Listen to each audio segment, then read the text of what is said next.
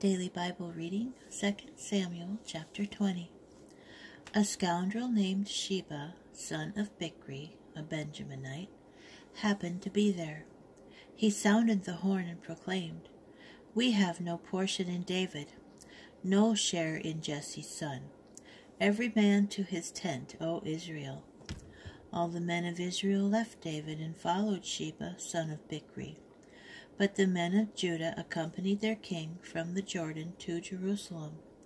David went to his palace in Jerusalem, and the king took the 10 concubines he had left to mind the palace and put them in a guarded place.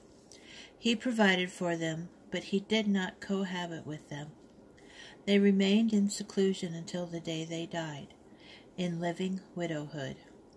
The king said to Amasa, "Call up the men of Judah to my standard, and report here 3 days from now."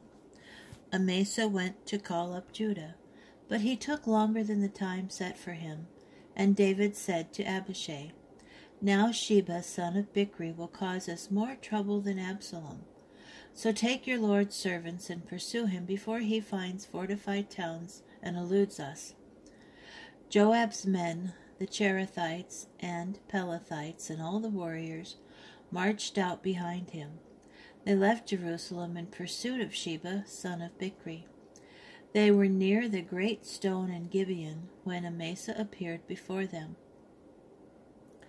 Joab was wearing his military dress, with his sword girded over it and fastened around his waist in its sheath, and as he stepped forward it fell out. Joab said to Amasa, "How are you, brother?" And with his right hand Joab took hold of Amasa's beard as if to kiss him.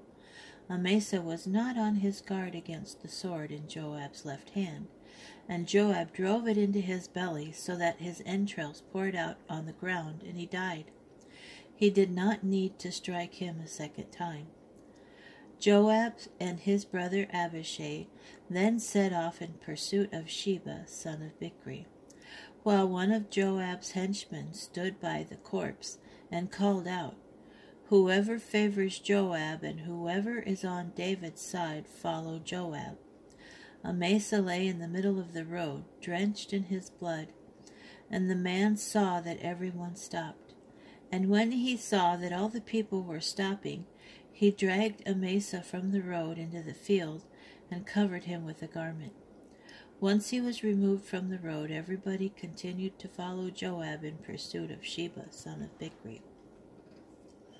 Sheba had passed through all the tribes of Israel up to Abel of Beth-maachah, and all the Beerites assembled and followed him inside.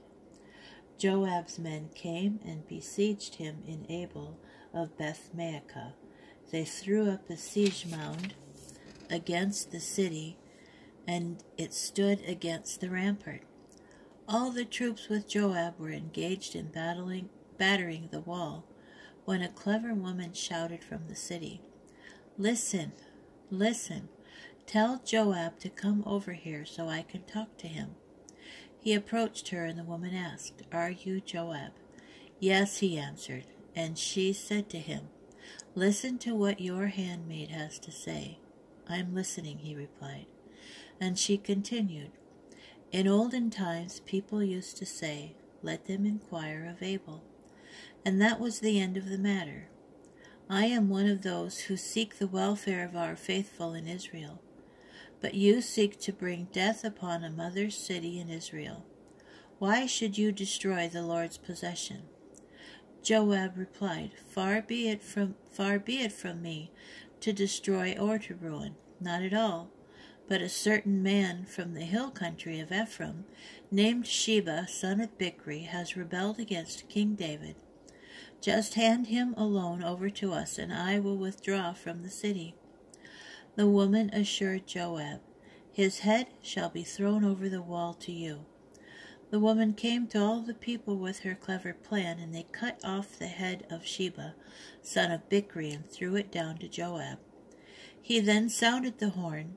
All the men dispersed to their homes, and Joab returned to the king in Jerusalem. Joab was commander of the whole army of Israel. Benaniah, son of Jehoiada, was commander of the Cherethites and the Pelethites. Adoram was in charge of forced labor. Jehoshaphat, son of Ahilud, was recorder. Sheva was scribe, and Zadok and Abiathar were priests. Ira the Jerite also served David as priest.